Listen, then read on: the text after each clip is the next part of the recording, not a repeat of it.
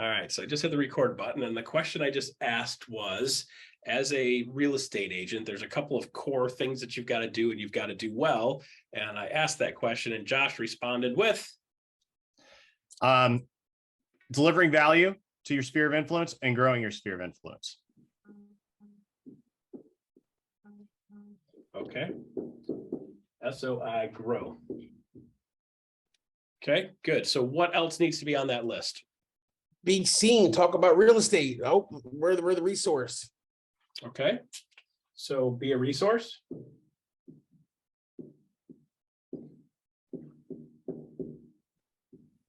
Okay, how a subcategory we can go into is how to become a resource. So let's go into more detail on these in a second. Is there anything else that's on this list that you need to be thinking about as a real estate agent, being a real estate agent? Say there's 3 core things, 4 core things, 5 core things I've got to do. If I'm going to make a basic recipe, what absolutely has to be in it? Evaluating, well, having a monthly goal at the end of the month, looking at what you did and just making sure that you did everything you were supposed to do. And if you didn't, look at where you were struggling and work on those things. Okay, so would you say goals and tracking would be a good way to put that? Yeah, there you go. Okay, yeah, no, I'm just using your words and pushing it back to you in simple form, right? Okay. Yep. All right, so goals and tracking. So that's an important part of your business. Oh yeah, for sure. Yeah. So let's make sure we are clear on how unbelievably important that is. How many people do you have in your sphere of influence? How many people at the end of the month do you have in your sphere of influence? If you don't know those 2 numbers, how do you know you moved forward? Because Enrique, I have people say to me all the time, hey, Russ, well, I said, what did you do this month? And they're like, I worked hard. Like, on what? Right? Well, if you're just digging, if you're digging a hole, right? You're digging a hole and digging a hole and digging a hole and digging a hole and digging a hole. And then you move over 3 feet and you start digging another hole and digging another hole, digging another hole, digging another hole, digging another hole. And all the dirt out of the first hole fills in the second hole. At the end of the day, you worked your butt off. How many holes do you have? 1. Okay, so you're like, but I dug 17 holes. I'm like, yeah, but there's only 1 hole left. At the end of the month, there's only 1. You know, like you dug and dug and dug and dug and dug, and every hole you dug. Like, so how do you track moving forward? I think probably one of the things that's really important from a real estate agent perspective, being brand new, is like, what do you do to track what you do? How do you know what you're doing, right? So that's something we can definitely get into. So in my system, do you guys know what system I usually use for that tracking, goals and tracking? What do I do? Yeah, right. So I built the little 30 points to success page, which basically says, what am I doing on a day-to-day basis that actually has points attached to it? So I can actually track what I'm doing on a daily basis, weekly basis, monthly basis. And on that list is points for doing things that add value, points for growing your sphere of influence, and points for doing things that make you become a resource. And of course, if you get something under contract, you get points for that. If you get a listing, you get points for that. If you make phone calls, which is being a resource or adding value, that gets you some points. So you're only getting points doing things that are money-making activities that move the ball forward. So if you spend every day doing a small portion of your day doing things that get you points that are money-making activities, will your business move forward? Oh yeah. Yes, right? It'll move forward predictably and repeatably, right? Which means if I do that, I got this. And then if I do that, I got this. And then if I do double that, I get double this. If I do double that, I get double that. Now you're starting to go, oh my gosh, I do an activity and I get a result. I do an activity and I get a result. See, in the real estate business, it's super, super frustrating because people come into the real estate business and they think, well, I'm just going to sell houses. What they don't realize is they've got to build a ton of credibility to get people to say, yes, you're my guy to help me buy and sell a house. So what happens? They end up spending a bunch of time, energy, and effort on a bunch of things that doesn't matter. And then they do a bunch of activities, but they don't see the results for 2, 3, 4, 5, 6, 7, 8 months, a year, 2, 3 years down the road. It's like, listen, if I'm not moving for 3 years, you can throw anything you want at me every day, and I'm still not moving. But 3 years from now, I'm a potential customer, right? So how do we get from point A to point B? And how do we work that long game? So I've been doing stuff with that guy for 3 years and he finally bought a house. See, what the problem is, you're like, I do something and somebody goes, I want to buy a house. I do something, I want to buy a house. That's what real estate agents expect. And that's not normally what you get. You do over a period of time, and then that starts to add up, and then your credibility adds up, and the next thing you know, you start getting stuff that comes out the back end. And the stuff I get today is probably more likely because I sent something out today to somebody that's been getting my stuff for 2 years. And then today, like, I sent out this market update. Russ and this guy called me and says, I want to list my house with you. And I'm like, yeah. How long's that guy been on your list? 2 years. So it wasn't that one. It was all the ones prior to that that got that one to get his attention, and then make the call to Josh and say, Josh, why don't you list my house? Thanks for keeping me up to speed for the last 2 years. They never say that last part, so you don't really know where they came from. You just think, oh, this guy wants to buy a house. That's awesome. I did a market update. I want to buy a house. Okay, so we've got to be able to say, what do I do and how do I do it? And then what are the important things to be working on? So this kind of gets you that core of what you need to be working on. And of course, a huge part of that is tracking it. Okay, so let's break down number one. Okay, number one is value. All right, so Anthony, talk about value. You've seen this dog and pony show before. I mean, I don't like putting in the generic sense of the form, but what value means to me is, again, I like to dig a little bit deeper into it. We're going back to, again, being the resource, making sure I'm the market expert, knowing down to a very micro point in my area of what's going on, not what people are reading on Newsweek in Illinois or LA that are showing them fears, but showing them the actual facts on what's in our market. Also, again, like being a cheerleader for the community, that's a big thing for me, which went into your list of preferred vendors. That was a huge thing that I'm still realizing that I'm growing and have more sphere than I don't want to say sphere, but more contacts than I thought I had, because of this area being so many small businesses are trying to do the same goals for me to bring awareness to the area, the growth of the area, and sort of put us on the map in a Oh, lost him. Man, he was on a roll there. He got so excited he aborted himself. All right, it happens. It happens. So did you guys catch the parts and pieces? So what he basically just says is, Russell, number one, value. And he said, I kind of consider that the same thing, be a resource, right? And I have to agree with you. So really, can we eliminate be a resource? Does it really need to be a separate topic? Well, no, under value, be a resource is one of those things is in the adding value part, right? So then what the first thing he said was, I want to be a local market update guy. So he's talking about what's going on in the local market and how the local market's working and facts about what the market's doing, not what the news is saying the market's doing. Did you catch that? Don't listen to the news. Don't listen to the stuff that's random nonsense. He's got like factual information about what's going on in the market. So he's positioning himself, adding value, being the local business real estate expert. Okay, so nobody's going to think you're an expert if they don't hear you and see you doing experty stuff. Yes, I made the word up. It's a great word though, experty. Do experty stuff, okay? The second thing on his list is list of preferred vendors, right? So this is something that I've been banging away on recently. And for you guys, I don't know if you guys both have my white paper on that. I know Enrique doesn't. Josh, you may have it, a white paper on how do you build a preferred contractor list, preferred vendor list. So you build the preferred contractor and vendor list. I've got a list of 60 different trades that you can go through and say, oh yeah, I forgot about that. Oh yeah, I forgot about almost all the stuff that touches houses. You need to have at least one person in each of those categories so you can refer them out, because you're going to bump into people and say, hey, I need some help with, and you're like, for that, you're going to need a real estate attorney. So let me get you in touch with my real estate attorney guy. Here's his info, right? Now we become a referral source. So we know for a fact that if somebody's going to call me when they need a real estate attorney and they have questions about their house and their deed and family stuff and somebody died and blah, blah, blah, if they're going to call me about that, they're going to call me when it's time to sell their house. So this gives me one other way to be a resource on a consistent basis, because people are going to have stuff come up all throughout the year, and then I can become a resource for them all throughout the year with good stuff and good partners. Now, for most of these people, I need two of each, right? So I've got a good title person, but my title person sometimes is busy. And if I need something immediately, I need a backup person just in case. You're like, I'm calling Michelle first on everything, but if I can't get a hold of Michelle, guess what? I got a backup person, because you never know when you need a backup person. Now, when you're talking about contractors, super important to understand contractors. So anybody else watching this at a future date, send me a note saying, hey, Russ, send me the preferred contractor list recipe. So I built a recipe on having preferred contractors. So you need a plumber in your repertoire, right?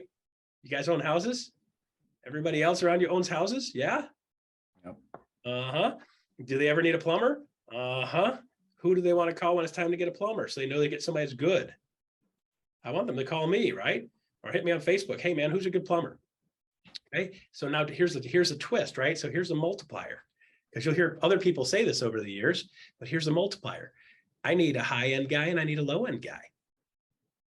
Right? Because a high-end guy, different than the low-end guy, right?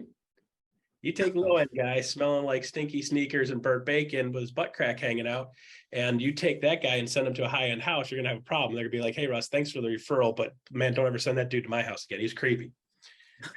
Right? I want a creepy guy. I don't really want a creepy guy, but with that being said, I'm going to weed out the creepy guys, but like a low-end budget-based plumber is going to be different than a high-end plumber guy.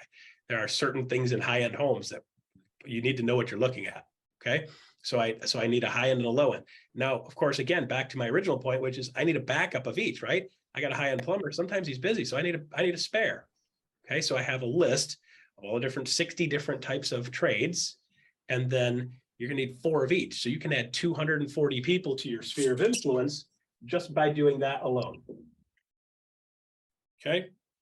So I actually have a question then, Russ. Bring it on. So my sphere of influence is really small. Mhm. And that's kind of one of my biggest things is growing that. Would you Yeah. say starting off that is the biggest impact you can kind of have to growing your sphere? I don't know. Let me ask Josh. What do you think, Josh? Well, I can say this. I have gotten referrals even from a real estate attorney, just by adding him into my list. It's a great way to start. One, I mean, I took Russ's advice, went on Facebook and said, hey, I'm looking to add an awesome roofer to my list. And it shows people on your social media that, one, it reminds them that you're in real estate. Two, they're going to start referring their people out to you. And, it's just a great way to start getting connected, great way to get moving. And it's just a great way to have people reminded that you sell real estate and you're looking to be a resource for everybody. So I think it's definitely not going to hurt. That's for sure. And it will help get the ball moving. Yeah. So let's put a real number on it. Enrique, how many people do you have in your sphere of influence, total list?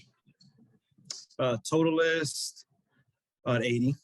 About 80. Okay, good. So you've got anybody you give money to on a regular basis, you've got them on your list. Think about it. Are you married? Yes. Does your wife get her hair done somewhere else or you do it? Oh, she gets it done somewhere else. Well, my wife gets her hair done here. So I'm the one that does her. So, so that's why I ask. I know that's a weird one. All right. I got a one size fit all hairstyle. I give everybody, I just shave everybody's head straight. You want bald head? I'll give it to you. Okay. Anyway, so with that said, does she have a hairstylist? Yeah. Is that person in your sphere of influence? No. There's 81. Okay. So do you get your hair did? Yep. Is your barber on your sphere of influence list? There's 82. He is. I just don't have all his info. All right. So if you go to the same guy consistently, he could end up on that. Do you see where I'm going with this? There's a whole bunch of things that you're touching and around you're touching. So do you have any children? Yes. Do your kids play sports? Yes. Do the sports have other kids on the team? Cheerleading. Okay. Do those cheerleaders have parents? Oh yeah. Okay. Do you have them on your sphere of influence list? No one. Okay. So they're just bumped another 15, right? Do you see what I'm saying? Like when you start looking at who's really in your sphere of influence, you start to say, oh, wait a minute. I forgot that. Oh, I actually forgot that. Right? Josh, bartender, right? If you know your bartender's name, he should be on your list, right? By the way, bartenders know everybody. Okay. So your sphere of influence list is actually quite a bit bigger than you think it is. And you got to start saying, hey, there's opportunities for this, right? So now here's the problem. People will say, well, Russ, that's great, but I'm at the cheer thing and I don't want to be that guy who hey man, give me your info. Yeah. Right? Okay, so here's the deal. As you're sitting around having conversation, you look at the other parents, you're like, hey, how you doing? It's nice to see you today, blah, blah, blah. Hey, by the way, what do you do for business? Ask them, right? And then when you ask them that, what do they do back? What do you do for They business? ask you the same. What do you do for business, right? It's like, hey, I'm a real estate business. And then the next thing they ask you almost every single time is what? How's the market, right? Now here's your chance, right? Every single one of those people at one point or another, it's like, hey, by the way, I do a real estate market update every month. Why don't you give me your info and I'll send it to you? And they go, okay. Almost every single time, right? So with that being said, could you grow your sphere by doing just that one technique consistently? Absolutely, right?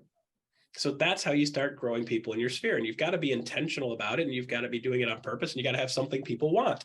If you don't have something people want, then you're not going to ever have a scenario where people want what you got, right?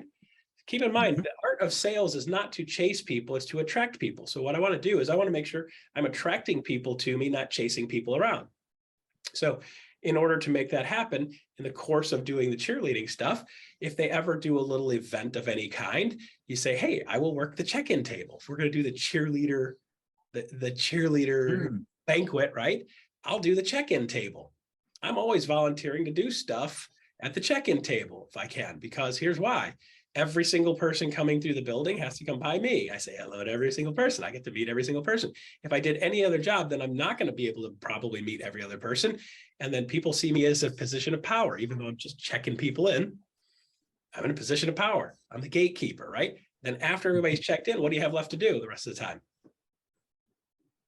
Nothing, just have some fun, right? Now you've met everybody already. You go over and go, hey, it was nice meeting you at the check-in table. And they're like, yeah, it was nice meeting you at the check-in table. Hey, what do you do for business? Blah, blah, blah. They're like, I do hairstyling. I'm like, oh, cool. I don't need you. Thank you. But with that said, what do you do? And you're like, I do real estate. And they're like, how's the market? Do you see how this keeps coming around and around and around and around and around, right? Mhm. Okay, so you got to start thinking, how do I intentionally grow my sphere of influence? Now, here's the fun part, goals and tracking.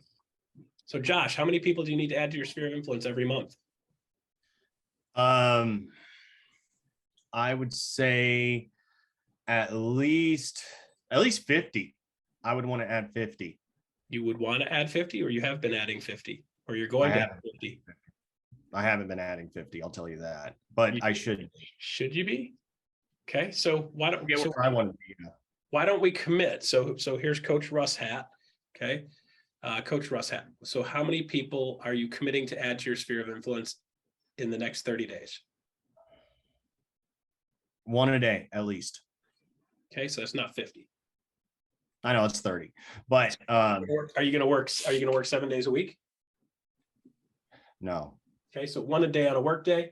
So now you're down to 20. Okay, so 20 is 5 per week. Okay, so could you commit to adding 5 people to your sphere of influence per week? Oh, for sure. Yeah. Okay, good. Enrique, Mr. I don't have a sphere of influence because I don't know exactly what that means yet. Now I do. Now my sphere of influence is actually quite a bit bigger, and I got to do a little bit of work, right? So could you take your list of 80? So you've got name, address, phone number, email address of all these people, right? Take your list of 80, and you're going to add 5 per week. So if I intentionally add 5 per week, that's 20 per month. That's 240 in a year. Now, Enrique, you might not know this number yet, but this statistic is really important because when people say to me, Russ, how do I grow my real estate business? If you add 20 people per month to your sphere of influence, that's 240 in a year. How many conversions out of that for sales should you be able to get in a year working your sphere? Anthony, what's the percentage? You're muted still, or back again, muted. Boomerang. He's back. Sorry, I had to go on my mobile device, the laptop to go. Sorry about that before, but It happens. 10%. 10%, right? Okay, so Enrique, how good are you at math? Not very good, because if you're better at math, you wouldn't be a realtor. Realtor's like, I can multiply anything times 3%, right? 3% of 200,000 is $6 grand, 3% of $350,000. Like I could do 3% of everything, right? Okay, so 10%. So 10% of 240 is how many sales? That's 24. just from that sphere of influence that you built over the next year, right? Now, let's say you do a horrible job and you only half-ass it, and you don't do a great job of delivering value, you still got 12 sales out of there if you're only hitting it 5%. So even if your plan isn't great, you're still way ahead of most realtors hitting 12 sales. Mhm. Okay? So we got to get really clear on how many sales we want, goals, right? How many sales do we want a year? And then say, how many people do I need to know? And then let's get a couple extra just in case, because my skill set isn't great yet, but it will get better. And when I do this year after year after year after year, my skill set continues to grow and get better and better and better. And when that happens, then what happens is my conversion rate goes up. So over the next 2 years, you want to say, I'm going to work my butt off over the next year to get to that 10%. And then the next year, I'm going to enjoy that 10% return. So I've got 240 people in my sphere. I should be able to get 20 sales, which is 2 closings a month. Okay, so now in your market, let's make sure we're clear on how much money that is, because you're like, oh, Russ, 2 closings a month. Yeah, that sounds great. Let me get you stupid excited about that. Okay, guys, you guys both. Anthony, what's your average sales price? Josh, what's your average sales price? Enrique, do you know what your average sales price is? 550 in my market. 550. Okay. So your average commission in your market is going to be somewhere in the 12 to 15,000 range. Okay. So 2 sales at 12 is $24,000 per month. Okay. Enrique, what is your average sales price in your market? 450. 450. Okay. So let's drop down to 400 because I'm not very good at math. I could do 3% of 400. Okay. 3% of 400. So you're right around 12K. Okay. Is $24,000 a month. Anthony, what is your average sales price in your market? 450 to 4, but 4, I like 4. 4 has been the theme, so I'm rocking with 4. That's the theme nowadays. Yep. I got 3 people on here. I'll have basically the same number when it all comes to the end. It's right around $25,000 a month. Okay. So when you say, hey, Russ, is this a big deal? I don't know. Is it a big deal to you? Oh yeah. Mm-hmm. Right. So do you think you guys want to actually do this instead of dick around?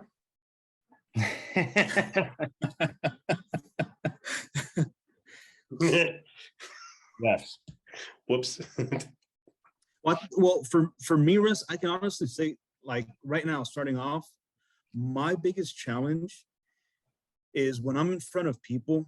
I don't want to sound too salesy and just, hey, Mhm. like you said, just hey, give me your information. But I noticed that I'm comfortable speaking with people, Yeah. but it's learning how to, Yeah. I guess, work people. No, you're not working people. Right. Okay. So here's the thing. You come to us with the disease that everybody else has. I don't want to be a salesperson. I don't want people to think I'm salesy, right? At any Mhm. point, have I showed you how to shove anything up anybody's butt sideways and break it off? No. That's what most salespeople think. That's what most people think of sales, right? Most people think of sales as I'm going to convince you to do something that you're not ready to do yet. That's sales. I'm going to convince you to buy something you're not wanting to buy. That's sales. Look, I got this guy that didn't want to buy a house, man. I got him to buy a $500,000 house. Woo! I'm a good salesman. No, you're actually an idiot. Okay. So let's be clear. The guys that are forcing somebody, a person that is forcing somebody else to do something that's not in their best interest, that's a charlatan. That's not a salesperson. That is an idiot. That's not a salesperson. That is a person that is disingenuous. That is a person that is self-centered. That is a person that is not doing the world favors, right? That is not who we are. That is not who you are, right? When somebody says, how's the market? And you say, hey, I can answer that question for you consistently. And by the way, I can send it to you every month so you can stay up on top of it. Would you like that? And they say, yes. What did I just sell? Hey, Enrique, can you send me a market update? And you say, yeah, okay. And then you send me the market update. I'm like, I can't believe that guy's selling stuff to me.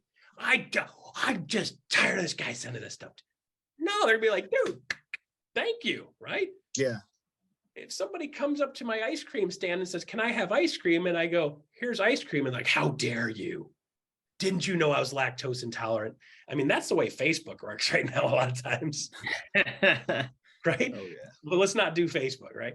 Okay, so social media is like, here's something I hate, and then I go out and stare at it all the time, right? Like, listen, if you hate that, then stop looking. If you hate the post, just scroll past, right?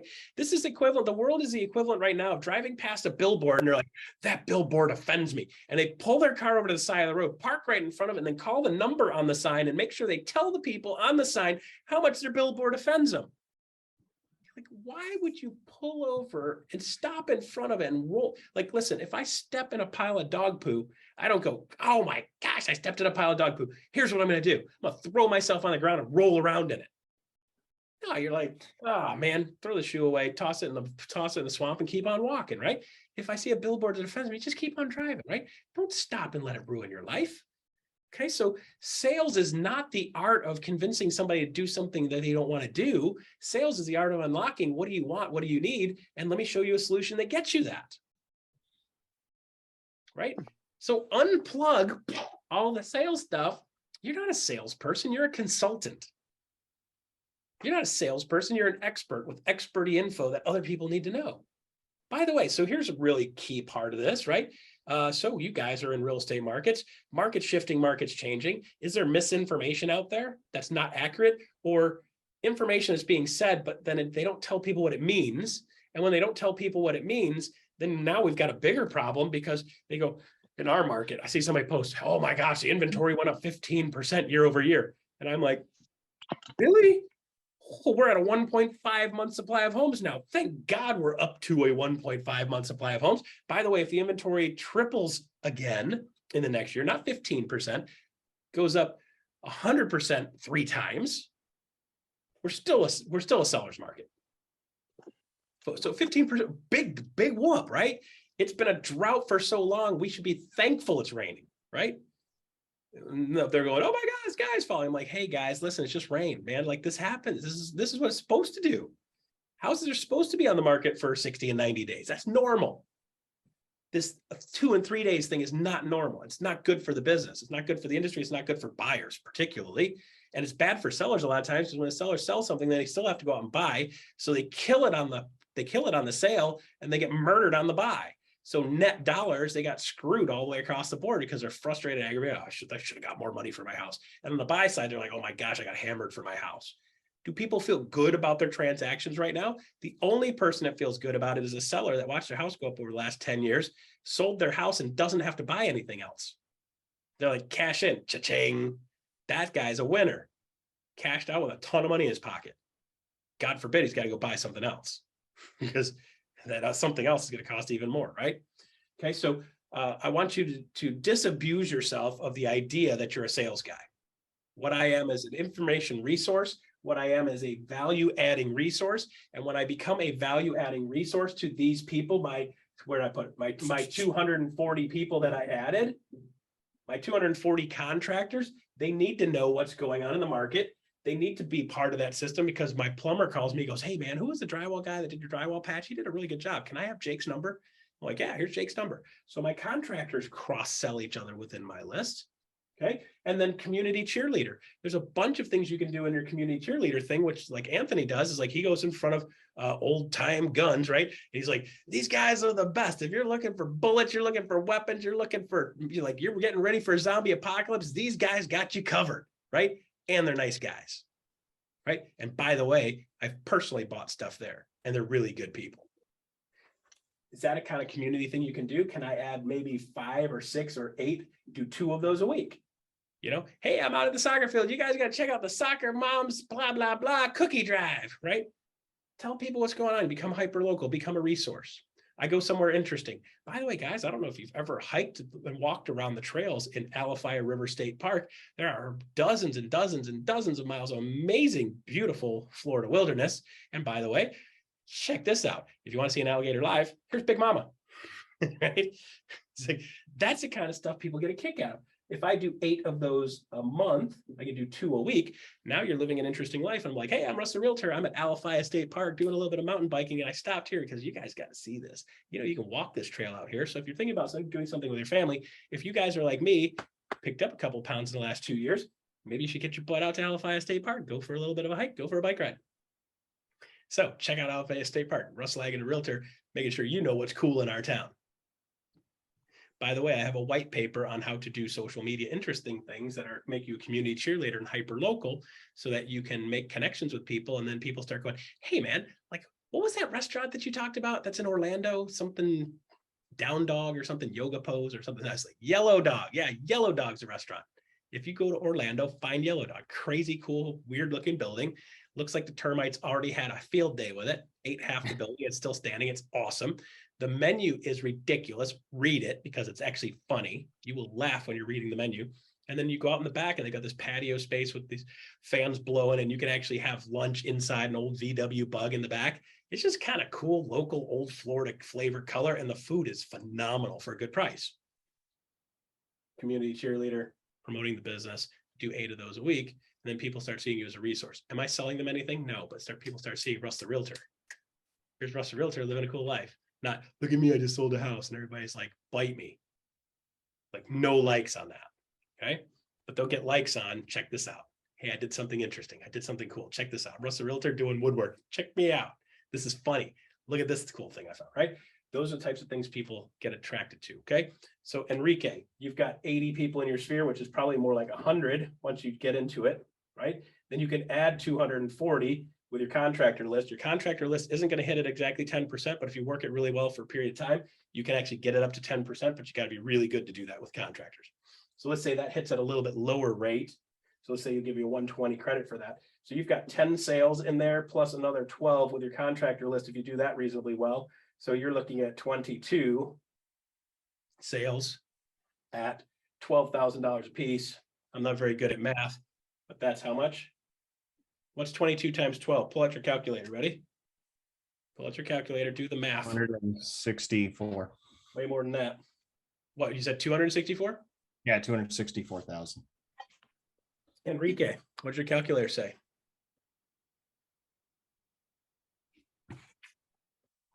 12 times 12 times 22.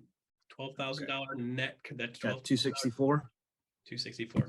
Yeah, Kmart sucks. Oh. Kmart sucks. Yeah, Kmart sucks. Rain Man over there. 264. All right. So I don't know, Enrique, does $264,000 a year get you excited? Yeah. All right, so let's half-ass it. 264 and half is 132. Okay. If you half-ass this plan, you're looking at 132, right? So the ultimate goal is grow your sphere and add value. Add value by doing a market update. I've got a video on how and why to do a real estate market update if you'd like to see an example of that. Also do a preferred vendors list and do a community cheerleader list. So you could do social media posts that promote things in your local market and makes you look cool because you're like, hey, I'm Russ the Realtor and I'm doing something fun. Check this out. You got to meet this guy, right? Hey, I'm Russ the Realtor. We went to this kid's puppet show. You guys, they do this every Saturday in the square at Wiregrass. They do a puppet show for kids. This is hilarious.